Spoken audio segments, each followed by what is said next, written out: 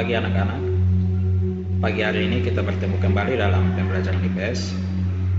Sebelum kita memulai dengan pembelajaran kita pada pagi hari ini, terlebih dahulu kita menghadap Tuhan dalam doa. Berdoa mulai. Berdoa selesai.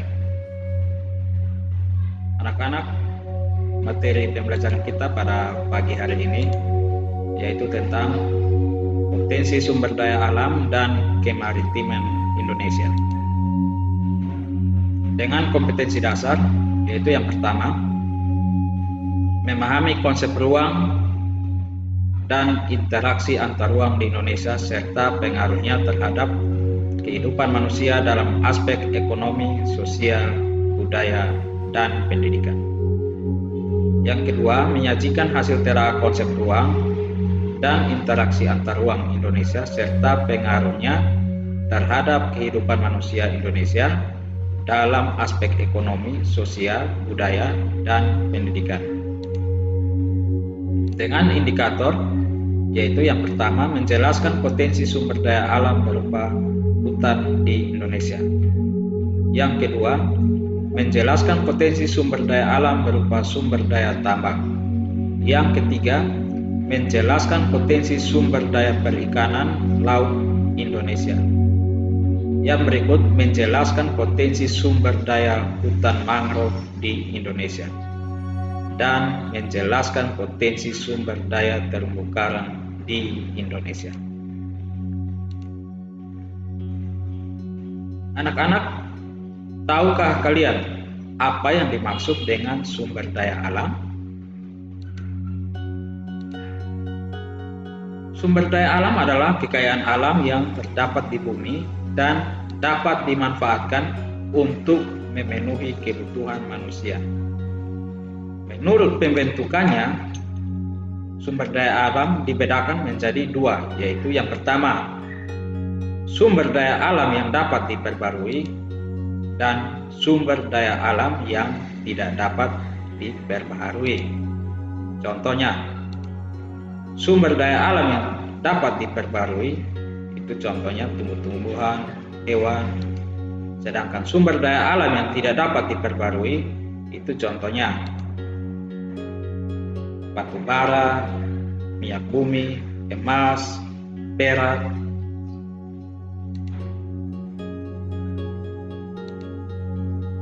Sedangkan menurut materinya, sumber daya alam dibedakan menjadi dua juga, yaitu sumber daya alam biotik dan sumber daya alam abiotik.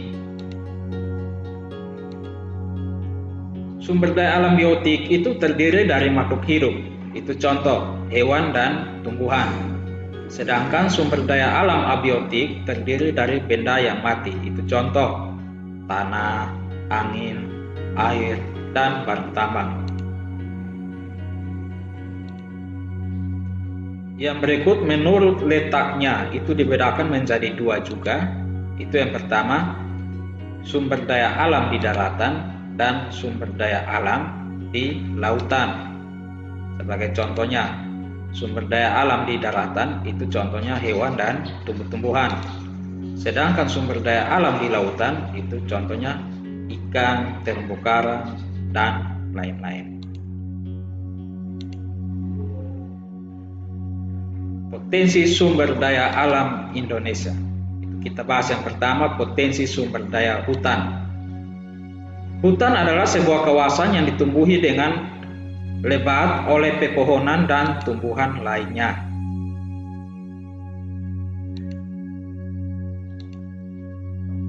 Perbandingan luas hutan Indonesia dan dunia itu dapat terlihat pada peta yang Pak cantumkan di bawah ini. Luas hutan Indonesia itu menempati urutan ke-9 dari 10 negara dengan hutan terluas. Itu yang pertama, terluas itu ada di Rusia. Yang kedua Brasil, yang ketiga Kanada, yang keempat Amerika Serikat, yang kelima Cina, yang keenam Republik Demokrasi Kongo, yang ketujuh Australia, yang ke-8 Argentina, Indonesia ada di urutan ke-9, dan yang ke-10 itu adalah India.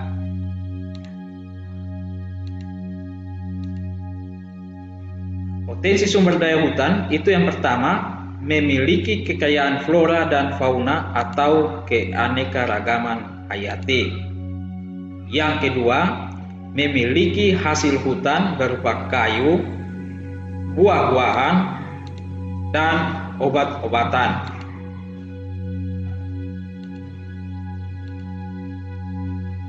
Menurut persebaran jenis kayu di Indonesia, maka seperti yang tercantum di dalam peta di bawah ini. Untuk kayu rotan itu berada di Pulau Sumatera. Sedangkan untuk kayu basmala dan akasia itu ada di Jawa Timur. Kayu jati Jawa Tengah. Sedangkan untuk kayu cendana itu di daerah kita NTT. Untuk kayu rotan, kruing, meranti, dan agatis itu dominannya ada pada Pulau Kalimantan. Sedangkan untuk kayu meranti, kruing, dan agatis itu ada pada Pulau Sulawesi dan Pulau Irian. Fungsi hutan itu yang pertama untuk menyimpan air hujan dan mengeluarkannya ke sungai-sungai. Yang kedua, tempat hidup flora dan fauna yang menjadi sumber makanan dan obat-obatan. Yang ketiga, mencegah terjadinya erosi. Yang keempat, menghasilkan oksigen dan menyerap karbon dioksida sehingga suhu bumi terkendali. Dan yang terakhir, sumber kehidupan bagi masyarakat sekitar hutan dan produk yang dihasilkan.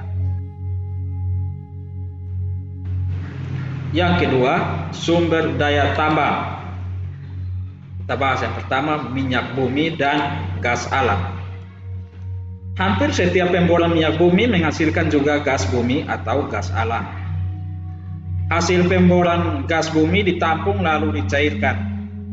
Gas bumi yang cair disebut LNG. Berikut Pak dapatkan contoh letak minyak bumi di bawah tanah.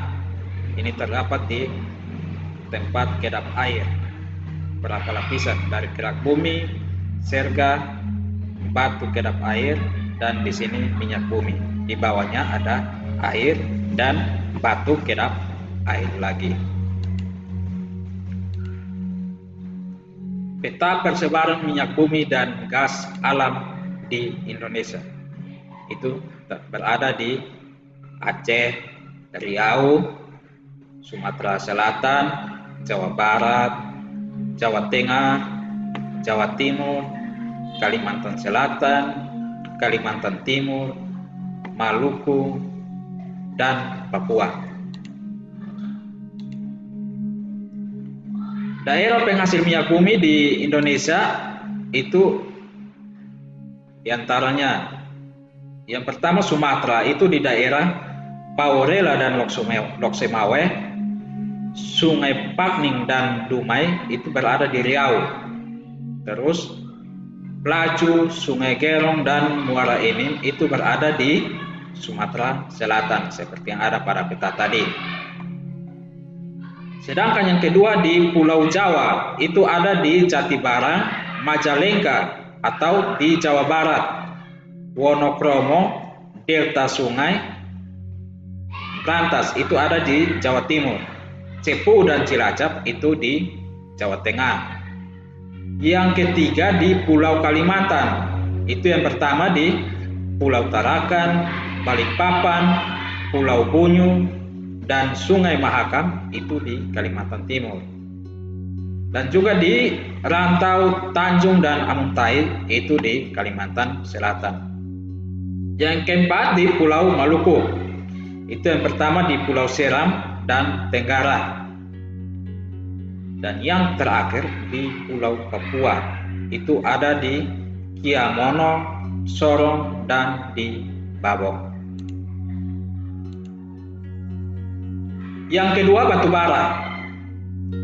Batu bara merupakan bahan bakar fosil yang terbentuk dari tumbuh-tumbuhan yang mati dan kemudian tertimbun selama jutaan tahun. Indonesia merupakan negara penghasil batu bara terbesar ke-6 di dunia dengan cadangan 0,5% dari cadangan di dunia dan jumlah produksi 246 juta ton. Indonesia menjadi negara pengekspor batu bara terbesar di dunia dengan tujuan ekspor diantaranya adalah ke negara Hong Kong, Taiwan, Cina, Korea Selatan, Jepang, India, Eropa, dan Italia. Daerah penghasil batu bara itu yang pertama di Kalimantan Timur, terdapat di Lembah Sungai Berau dan Samarinda. Itu yang kedua di Sumatera, terdapat di Sumatera Barat atau Ombilin dan Sawalunto, dan Sumatera Selatan atau di Kitasam dan Tanjung. Yang ketiga, bauksit. Bauksit adalah biji aluminium. Logam aluminium sangat banyak kegunaannya karena ringan dan tidak mudah berkarat. Aluminium dipakai untuk membuat badan pesawat terbang, kapal laut, dan alat-alat dapur dan sebagainya. Indonesia memiliki potensi bauksit yang cukup besar dengan produksi mencapai 1.262.710 ton. Daerah pertambangannya yaitu ada di Kepulauan Riau atau di Pulau Bintan dan Kalimantan Barat, itu di daerah Singkawang. Yang berikut itu ada pasir besi. Pasir besi dimanfaatkan untuk industri logam besi dan industri semen. Daerah pertambangan pasir besi itu ada di Cilacap di Jawa Tengah, Sumatera, Lombok, Yogyakarta, Gunung Tegak atau di Lampung, Pegunungan Fairbanks atau di Sulawesi Selatan, dan Pulau Sebuku itu di Kalimantan Selatan.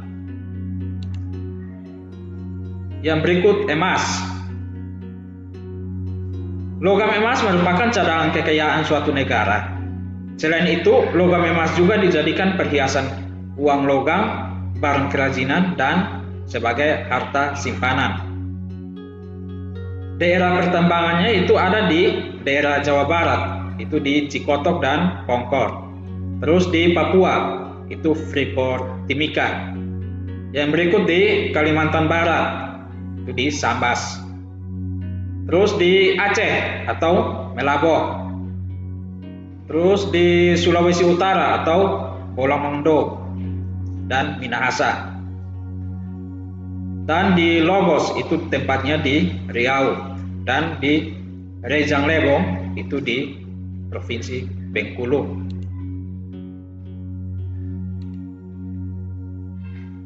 Peta persebaran tambang emas di Indonesia seperti yang Pak gambarkan dalam peta berikut ini. Itu ada di Aceh, Riau, Kalimantan Barat, Sulawesi Utara, Papua, Bengkulu, dan di Jawa Barat.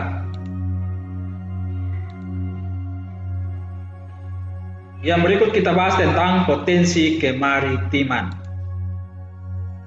Indonesia merupakan negara kepulauan dengan luas laut di Indonesia mencakup 2/3 dari seluruh luas wilayah Indonesia. Itu sekitar 5,8 juta kilometer persegi. Potensi kemaritiman Indonesia atau potensi sumber daya laut di Indonesia antara lain perikanan, hutan mangrove atau hutan bakau, dan terumbu karang. Kita bahas yang pertama itu potensi perikanan. Potensi perikanan Indonesia terkenal dengan surga perikanan dunia. Itu diantaranya ada ikan, udang, kepiting.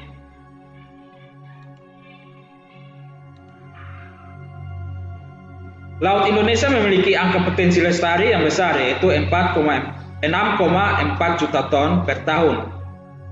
Potensi lestari adalah potensi penangkapan ikan, yang masih memungkinkan bagi ikan untuk melakukan regenerasi hingga jumlah ikan yang ditangkap tidak mengurangi populasi ikan. Di daerah pesisir laut dilakukan budidaya ikan dengan menggunakan tambak. Contohnya seperti yang ada di gambar yang Pak lampirkan, itu di pantai utara Jawa.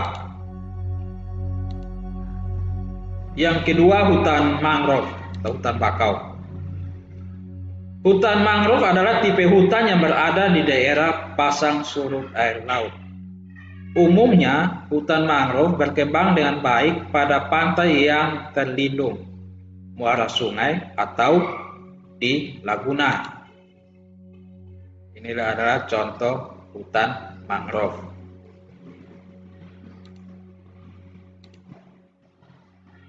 Fungsi dari hutan mangrove itu adalah, yang pertama itu adalah fungsi ekologis.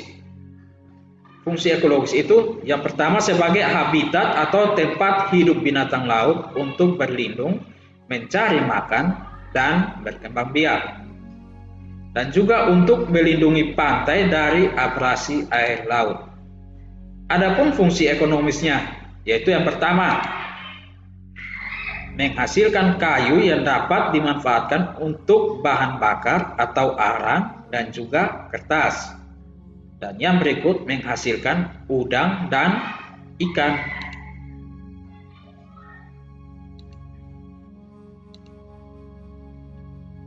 Daerah persebaran mangrove di Indonesia berikut Pak lampirkan pada peta berikut ini. Itu untuk Pulau Sumatera itu sekitar 417.000 hektare. Ini semua tercantum pada peta berikut ini. Sisanya anak-anak bisa lihat pada peta yang ada.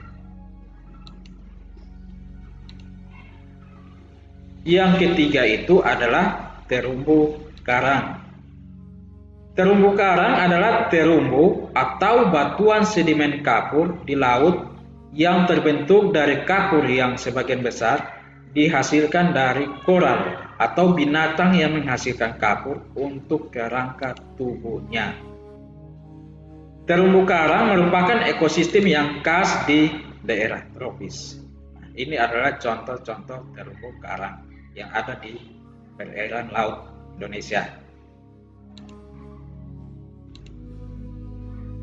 Terumbu karang juga memiliki fungsi, yaitu yang pertama itu adalah fungsi ekologis. Itu terdiri dari yang pertama penyedia nutrien bagi biota perairan, dan yang kedua tempat berkembang biaknya biota perairan.